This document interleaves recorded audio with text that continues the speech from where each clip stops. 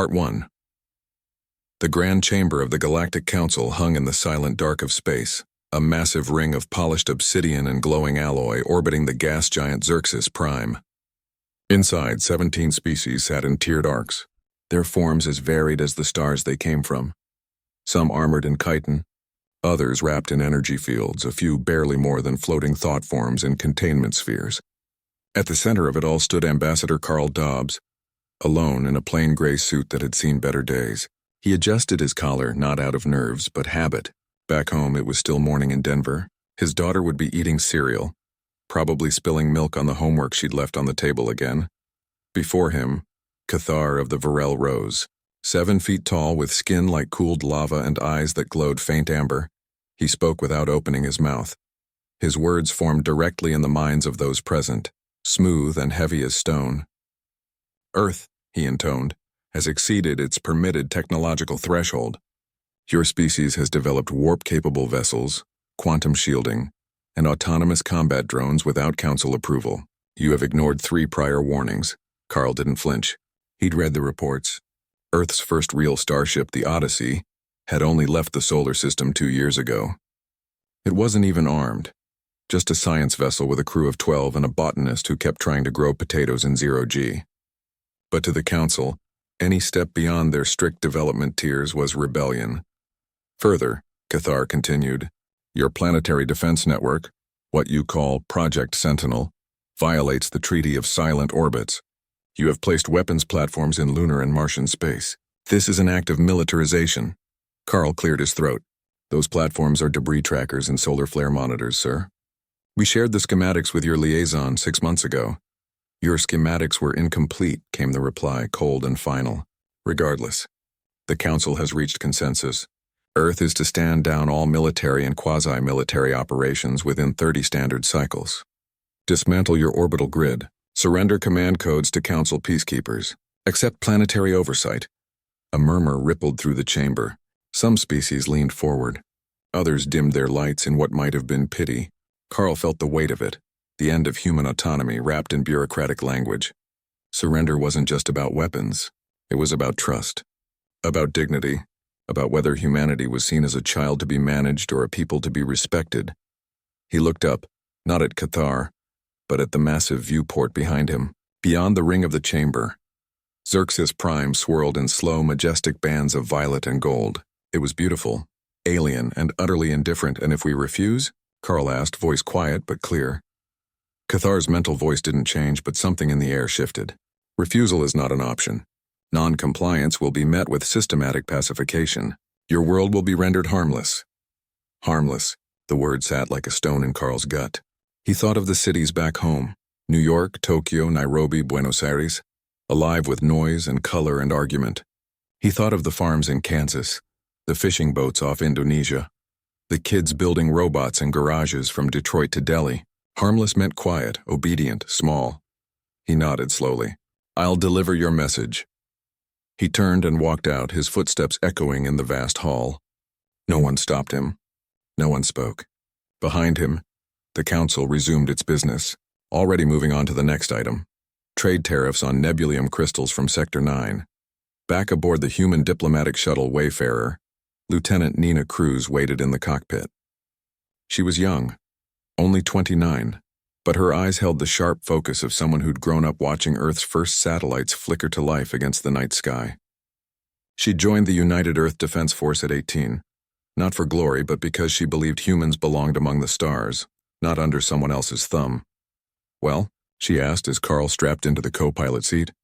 They want us to roll over, he said, staring at the starfield ahead. Give up our ships, our defenses, our say in our own future. Nina's hands tightened on the controls. And what did you say? I didn't say anything yet. Just that I'd take it back. She let out a breath that wasn't quite a laugh. They don't know us, do they? Carl finally looked at her. No, they really don't. The Wayfarer jumped to warp an hour later, leaving the Council's perfect ring behind. As it vanished into the fold of space-time, news of the ultimatum began to leak. First through encrypted diplomatic channels, then through civilian deep space relays, then, inevitably, onto the public nets. On Earth, people woke to headlines that made no sense at first. Galactic Council demands Earth's surrender. Many thought it was a prank, a movie trailer, a hoax. But then came the official broadcast from Geneva. United Earth Council confirming the message. Confirming the deadline. 30 days. Panic flared in some places. Stock markets dipped. A few fringe groups declared the end times. But in most corners of the planet, something else happened. People gathered in parks, in bars, in online forums. They shared stories. They checked on neighbors. And slowly a strange mood spread. Not fear, but a kind of grim amusement because humans had heard threats before. From storms, from plagues, from each other. And every time they dug in, rebuilt, pushed forward. In a garage in Austin, a retired engineer named Danny Lopez pulled an old drone chassis off a shelf and started rewiring it. In a lab beneath Geneva, a team quietly copied every line of code from Project Sentinel onto hardened drives. In Colorado Springs, General Ray Ellison called a meeting that wasn't on any schedule and said only 2 words: activate Grin. No one knew what that meant. But everyone understood the tone. Meanwhile, on Mars Colony Delta, a group of teenagers playing zero-G soccer paused when the alert came through their wristbands. One of them, a girl named Maya, read the message twice, then grinned. So, we're not backing down, right? Her friend shook his head. Not a chance. Back on the Wayfarer, Carl stared at a photo on his tablet. His daughter, grinning in front of a science fair volcano that had erupted red glitter instead of baking soda. He closed the image and opened a secure channel to Earth Command. This is Dobbs, he said. Tell Ellison. They think we're scared. Let's make sure they know the difference between scared and ready. The shuttle raced toward home, not with dread, but with purpose. And across the planet, in cities and towns and silent stretches of desert and sea, humanity did something the Galactic Council had never seen before. They smirked. Part 2. The news of the Galactic Council's ultimatum spread faster than any virus ever could. Within hours, every screen on Earth, from wall-sized displays in shopping malls to cracked phone screens in rural villages, showed the same message: surrender or be pacified. Governments scrambled to hold emergency sessions. World leaders spoke in hushed tones about diplomacy, restraint, and the survival of the species. But in the streets, in homes, in workshops, in server rooms, in backyard sheds, a different kind of meeting was happening. People weren't panicking. They were preparing. In Colorado Springs, deep beneath the Rocky Hills, General Ray Ellison stood in front of a wall-sized holo display showing solar system traffic. His uniform was unbuttoned at the collar. His sleeves rolled up. He hadn't slept in 36 hours, but his eyes were sharp. Around him, officers moved with quiet urgency, not shouting, just doing. On the screen, tiny icons blinked: freighters, science probes, old lunar tugs. To an outsider, they looked harmless. To Ellison, they were pieces on a board no one else knew existed. Project Iron Grin, he said to no one in particular, more like a reminder to himself. It had been drafted 10 years ago during a quiet summer, when Earth's first fusion drive lit up in orbit. Back then it was a joke, a what-if file labeled "Aliens Show Up and Act Like Jerks." Now, it was the only plan they had. Meanwhile, on the moon, crews at the Tycho shipyard worked in shifts that blurred into one another. They weren't building warships. They didn't have time. Instead, they were turning cargo haulers into something else. The Stardust hauler, once used to ferry water ice from crater mines, now had reinforced hull plating and hidden weapon mounts disguised as sensor arrays. Its captain, a woman named Lisa Moran, stood on the gantry watching as engineers welded a kinetic lance barrel into the ship's spine. It looked like a mining drill from the outside, only she knew it could punch through a dreadnought's shield if aimed right. "You sure this'll work?" asked a young tech named Jake, wiping grease from his brow. Lisa didn't look at him. "It doesn't have to be perfect. It just has to surprise them." Back on Earth, the mood wasn't grim. It was almost cheerful. In schools, kids drew pictures of spaceships with big grins and thumbs-up signs. Online, memes exploded. Photoshopped images of council envoys tripping over garden hoses, cartoons of humans offering aliens coffee before politely telling them to leave. Someone even started a petition titled, "Let Them Try," which gathered 50 million signatures in a day. In Austin, Danny Lopez finished rewiring his old drone. It was no bigger than a shoebox built from spare parts and a broken lawnmower battery, but its software was new, coded by a group of college students who'd never met in person but had spent the last week sharing lines of code over encrypted chat. The drone didn't fire lasers. It jammed signals, and if you had thousands of them, flying in silent swarms, they could blind a fleet. He tested it in his backyard, sending it buzzing over his neighbor's fence. It hovered for a moment, then dropped a tiny paper note that read, "Sorry for the noise. Saving the world." His neighbor, an old man named Earl, picked it up, chuckled, and waved. "Tell him we said hi." On Mars, the teenagers from Colony Delta weren't just playing soccer anymore. They'd been assigned to assist the engineering team, and Maya had discovered she was good at routing power through backup systems. Her friend Leo, who'd once built a robot that could fold laundry, was now helping design decoy beacons that mimicked human ship signatures. They worked in silence most of the time, but every now and then, one would say something like, "Imagine their faces when they realize we're not bluffing," and they'd all grin. In Geneva, the United Earth Council held another emergency meeting. This time the tone was different. Instead of fear, there was resolve. The Russian delegate proposed sharing all defense schematics with every nation. The Brazilian representative suggested opening civilian shipyards to volunteer crews. Even the quietest members spoke up. Because for the first time in history, Earth wasn't divided by borders or beliefs. It was united by a simple idea. No one tells us how to live. Ambassador Carl Dobbs arrived at the meeting late, still in his travel clothes. He didn't sit at the main table. He stood at the back, arms crossed, watching. When the debate turned to whether they should send a formal reply to the council, he finally spoke. "Don't send words," he said. "Send a message they'll understand." No one asked what he meant. They already knew. That night across the planet, light stayed on longer than usual. In shipyards, in labs, in garages and basements, people worked, not because they were ordered to, but because they chose to. A grandmother in Manila stitched radiation-resistant fabric into drone casings. A fisherman in Norway repurposed sonar gear into long-range scanners. A group of musicians in Nashville recorded a song called "Smile and Wave," which became an unofficial anthem overnight. And in orbit, the United Earth Defense quietly activated a network of satellites that had been floating as space junk for decades. They weren't weapons. They were mirrors, signal repeaters, decoys. And soon they'd be the eyes and ears of a defense no one saw coming. The Galactic Council expected fear. They expected pleading.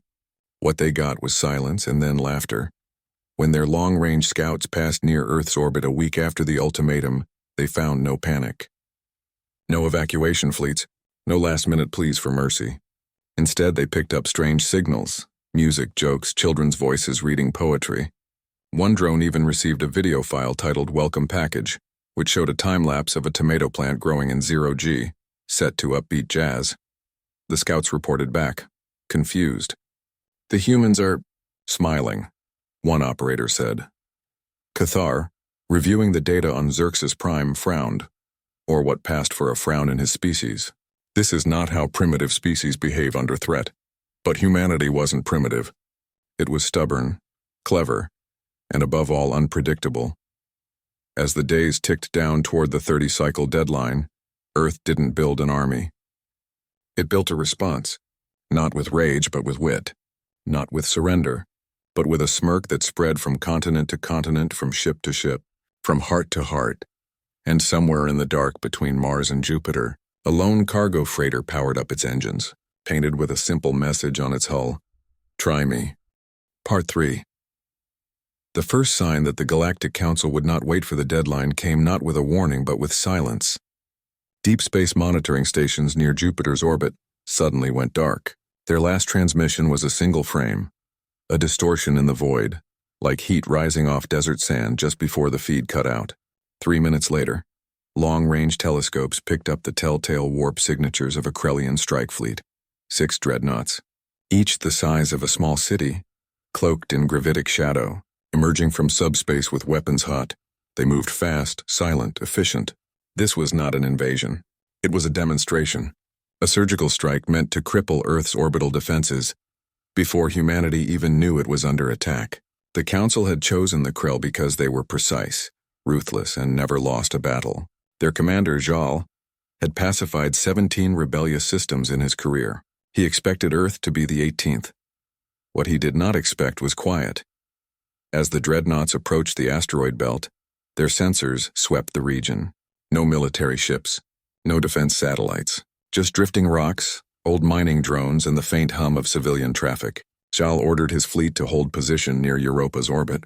He wanted to assess, to confirm the intel, to savor the moment before he delivered the first blow. But in that moment of hesitation, Earth struck back. It began with the rings of Saturn. To the Krell, they were just ice and dust, useless, beautiful, and empty. But hidden among the particles were hundreds of modified ice harvesters, retrofitted by lunar engineers over the past 2 weeks. They looked like junk. They moved like junk, until they didn't. On a silent signal from Earth Command, the harvesters powered up. Their mining lasers, normally used to vaporize ice for water extraction, now focused into tight beams. Their cargo holds, once filled with frozen slush, now held tungsten rods accelerated by repurposed rail systems, and their navigation cores ran code written by a 16-year-old from Seattle who'd never left the planet. The first volley hit the lead dreadnought's forward shield array before its sensors could react. Not with explosive force, but with pinpoint precision, targeting the shield emitters one by one. The Krell ship shuddered as its protective bubble flickered and died. Alarms blared across the fleet. Zhao barked orders, his voice sharp with disbelief. "Scan for enemy vessels." "None detected, Commander," came the reply. The attack came from mining equipment. Before he could respond, a second wave hit. Not from Saturn, but from the belt itself. Old asteroid tugs, labeled as civilian, fired clusters of micro-drones that latched onto hulls and began emitting low-frequency pulses.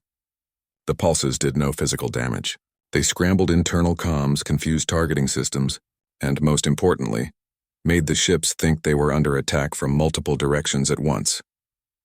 On the bridge of the Iron Will, a human freighter painted with a grinning skull and the words, "Sorry, not sorry." Captain Lisa Moran watched the chaos unfold on her screen. She wasn't supposed to be here. Her ship was listed as non-combatant, carrying lunar soil samples to a research station near Titan. But the cargo bay was empty, and the soil samples were actually signal jammers. "Time to say hello," she muttered. She engaged the phase shift drive, a prototype so unstable it had only been tested twice, and the Iron Will vanished from normal space for 1.3 seconds. When it reappeared, it was directly behind the Krellian command ship, moving at 0.3 times the speed of light. Zhao saw it too late. The freighter didn't fire. It didn't need to. It rammed the dreadnought's aft stabilizer array at full speed, tearing through reinforced plating like paper. The impact wasn't enough to destroy the ship, but it knocked out its maneuvering thrusters and sent it spinning slowly into the void. On Earth, people watched the battle unfold through hacked council feeds and civilian telescope streams. No one cheered. They just leaned forward, eyes wide, as if watching a chess match where the underdog had just taken the queen. In Colorado Springs, General Ellison stood with his arms crossed, watching the same feed. Beside him, Nina Cruz pointed to a blip near Uranus. "That's Danny's drone swarm. They're moving into position." Ellison nodded. "Let them play." The drones didn't look like weapons. They looked like floating trash, solar panels, old coolant tanks, broken antenna dishes. But inside each was a tiny jammer and a guidance chip. Together, they formed a cloud that drifted toward the remaining Krell ships like a slow-moving storm. When they got close enough, they activated. The effect was instant. The Krell fleet's quantum comms collapsed. Their targeting systems locked onto each other. One dreadnought fired on another by mistake, its plasma cannon slicing through a sister ship's engine core. Explosions bloomed in the dark, silent and bright. Zhao tried to order a retreat, but his commands never reached the other ships. His own vessel was blind, drifting, its systems overwhelmed by noise. He stared at the view screen as a small, battered freighter pulled alongside his bridge. Through the viewport, he saw a human woman give him a 2-finger salute, then flip a switch. A burst of encrypted audio flooded his comms. Not a threat, not a warning. It was a song. An old Earthrock anthem, loud and defiant, with lyrics about never backing down. Back on Mars, Maya and Leo watched the battle from the colony's main screen. When the last Krell ship powered down its weapons in surrender, Leo let out a breath he didn't know he was holding. "They really did it," Maya smiled. "They didn't just do it. They made it look easy, but it wasn't easy. It was clever. It was messy. It was human." As the Krell fleet powered down and awaited instructions, Earth didn't send soldiers. It sent engineers. Repair crews in patched-up suits floated out to help stabilize the damaged ships. Medics offered aid to wounded Krellians even though their biology was barely understood, and through it all, humans spoke calmly, politely, as if they'd just won a game of cards. Not a battle for their future. On Xerxes Prime, Cathar watched the live feed with growing unease. His species had faced warriors, fanatics, and tyrants, but never a civilization that fought with scrap metal, humor, and a smirk. He turned to his aide. "Send a message to Earth Command." The aide hesitated. What should it say? Cathar paused. Then slowly he said, "Ask them what they want." And for the first time in centuries, the Galactic Council felt something unfamiliar. Doubt. Part 4 Earth did not celebrate the defeat of the Krellian fleet with parades or victory speeches. There was no grand announcement, no declaration of war. Instead, humanity did what it always did best, kept moving. While the Council scrambled to understand what had happened, human ships quietly slipped past the edges of known space, not to conquer, but to respond. The first strike came not from a battleship, but from a supply depot orbiting a dead moon in the Orion Rim. It belonged to the Varel, stocked with fuel cells and repair drones meant to support Council patrols. One morning, its automated logs showed normal activity. By evening, the entire station was gone. In its place floated a single buoy broadcasting a looping message. "Borrowed your stuff. Left snacks in return." Attached to the buoy was a crate of vacuum-sealed peanut butter crackers and a handwritten note that read, "You're welcome." The Council called it theft. Humans called it recycling. Next, a Krellian listening post near Nebula X7 went silent. When a rescue vessel arrived, they found the crew unharmed but confused.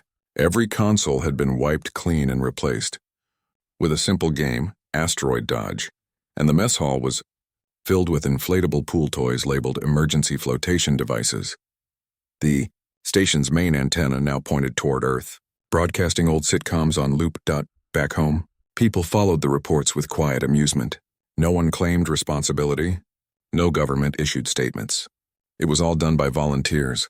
Merchant captains rerouting deliveries, retired pilots flying decoy runs, kids coding fake distress signals from basements in Chicago and Cape Town. They didn't wear uniforms. They wore hoodies and work boots and sometimes pajamas, but they worked together like a single mind.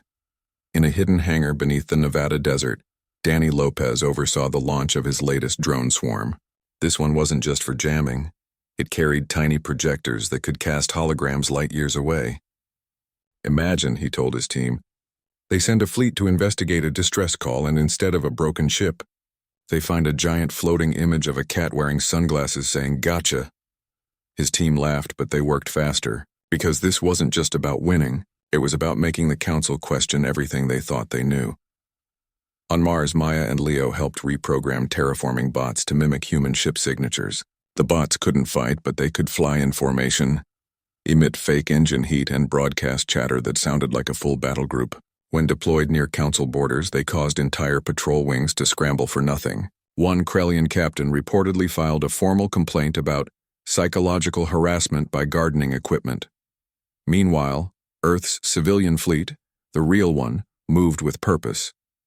Freighters that once carried grain or machine parts now ferried engineers, medics, and diplomats to neutral systems. They didn't demand allegiance. They offered help.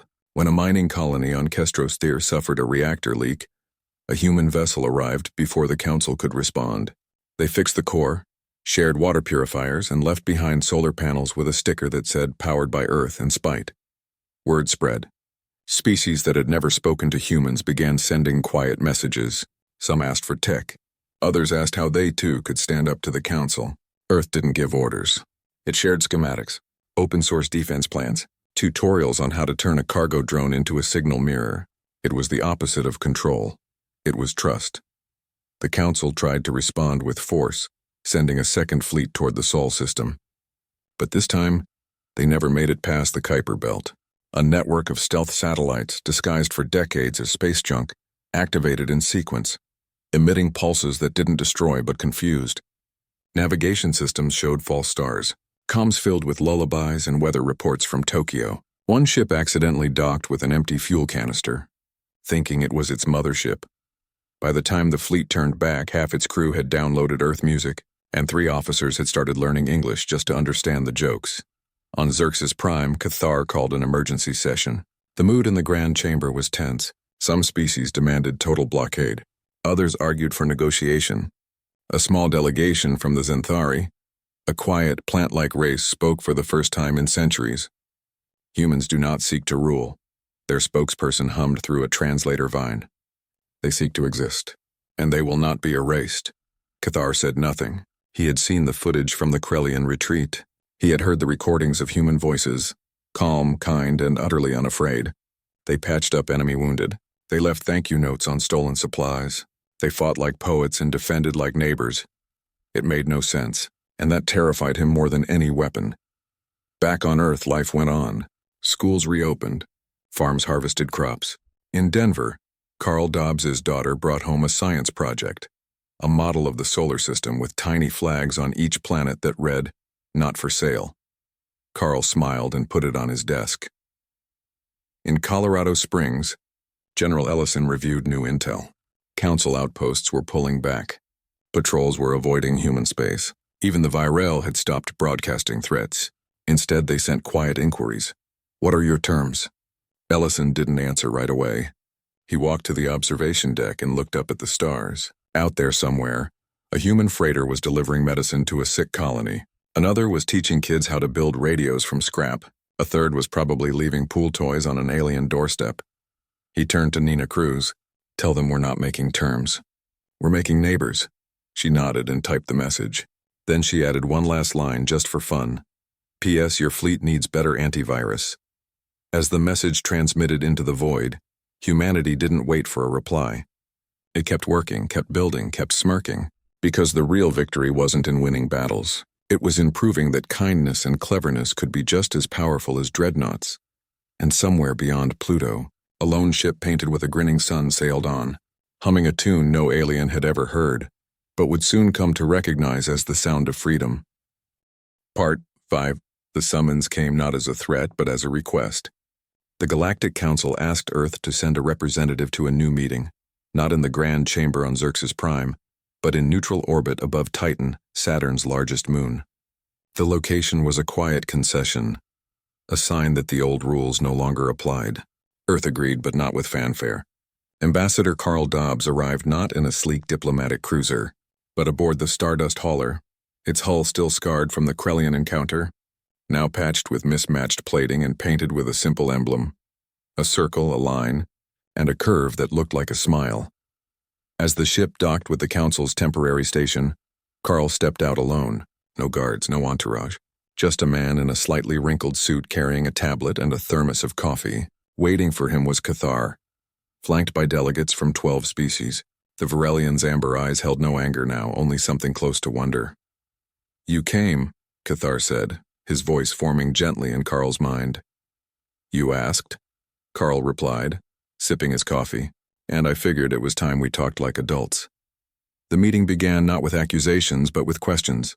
How had Earth turned mining drones into weapons? Why did humans help enemy wounded? What did they truly want? Carl didn't give speeches. He told stories. He spoke of farmers sharing seeds after a storm, of neighbors rebuilding houses after fires, of kids sending messages in bottles hoping someone far away would read them. "We don't fight to destroy," he said. "We fight to protect the right to keep trying." One by one, the council members listened. The Xanthari hummed in agreement. The Krellian delegate, still recovering from the freighter ramming incident, nodded slowly. Even the haughty Virel seemed to soften. Then Carl laid out Earth's terms. Not demands, terms. First, the surrender order would be erased from all records. Second, humanity would be recognized as a full sovereign power with equal voting rights in the Council. Third, no species would be forced to surrender its autonomy without consent. It was simple, fair, and utterly unprecedented. Cathar hesitated. "These terms, they change everything." "Good," Carl said. "Maybe it's time things changed." The vote was held in silence, each species casting its choice through light pulses or chemical signals or thought waves. When the tally appeared on the central screen, it read 12 in favor, 5 opposed. The motion passed. The Galactic Council officially rescinded its order of surrender. In its place, a new entry was logged. Earth, classified unpredictable. Recommended engagement protocol, diplomacy with caution. As the delegates dispersed, Cathar approached Carl one last time. "Your species defies all models," he admitted. "We studied warlike civilizations. We studied peaceful ones, but never one that fights with kindness and wins with wit. Carl smiled. We're still figuring it out ourselves. Back on Earth, no sirens wailed. No fireworks lit the sky. People simply went about their day, teaching, building, planting, dreaming. In Austin, Danny Lopez powered down his drone workshop and took his daughter to the park. On Mars, Maya and Leo helped install a new greenhouse powered by human-designed solar cells. In Colorado Springs, General Ellison closed Project Iron Grin's file for the last time and walked outside to watch the sunrise. The real victory wasn't in the vote. It was in the quiet return to normal life. Because for humanity, survival wasn't the goal. Living was. In the weeks that followed, Earth didn't gloat. It reached out. It shared its open-source defense schematics with smaller species who feared council overreach. It sent medical teams to colonies long ignored. It even helped the Krell repair their damaged dreadnoughts, not out of pity, but respect. You fought well, Lisa Moran told Commander Zal during a joint repair mission. Next time, maybe don't start with threats. Zal, still stiff but less hostile, gave a slow nod. Next time, we will listen first. News of Earth's new status spread across the galaxy. Species that had never seen a human began asking for cultural exchanges, trade partnerships, even joint research projects. Earth didn't rush. It moved carefully, always remembering the lesson of the ultimatum. Trust must be earned, not given. But the most telling sign of change came not from governments or fleets, but from the edges of space. A lone freighter painted with a grinning sun and the words Odyssey Class Prototype drifted past the heliopause and into interstellar space. Its crew, 3 engineers, a botanist, and a dog named Comet, were on a mission not of conquest but curiosity. They carried no weapons. Just seeds, songs, and a message: we come in peace. And also, we're pretty tough. As the ship vanished into the starfield, a final transmission played over its comms. A song written by a group of teenagers in Nashville, now adopted as an unofficial anthem across human space. It wasn't loud. It wasn't angry. It was steady, warm, and full of hope. Back home, Carl Dobbs stood on his porch in Denver watching the night sky. His daughter leaned against him, pointing at a bright dot moving slowly across the stars. "Is that one of ours?" she asked. "Yeah," he said. "That's us," she grinned. "They're gonna be fine." And for the first time in a long time, Carl believed it. Not because humanity had won a war, but because it had refused to become what it fought against. It had faced extinction and answered with a smirk, not out of arrogance, but out of faith in itself. Somewhere out there among the stars, that smirk was now a handshake, a shared meal. A new beginning, and Earth, quiet and unbroken, kept turning.